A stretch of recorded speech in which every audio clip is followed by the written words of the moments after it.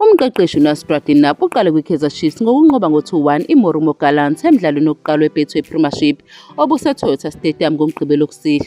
iGallants iqale ukushaya igoli emzuzwini eyisishiyagalombili umdlalo uqalile ngoChristopher Sithole. iChiefs ithole igoli lokulinganisa ngomzuzu ka-17 livalelwa uMduduzi Shabalala. Khona manjalo iSuper Sub uMfundo Vilakazi ushaya igoli lokunqoba ngomzuzu ka-8 umdlalo uphela. Abadlali abahlanu abasha abathengiwe baqale kulo mdlalo yilaba: uFiyanto Ntwari, u-Anasio Miguel, uRashwin Dodlu, uBrandy Cross noCaston Sirino.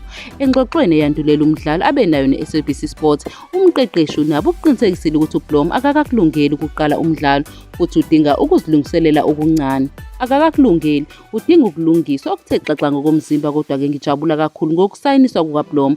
Ngibonga kakhulu ekomitini, ungumdlali omkhulu kodwa-ke kumele ngimvikele ngoba akakakulungeli 100%, kodwa ngizojabula ukubona uBlom eqala eqembini maduze, kusho umeluleki waseTunisia.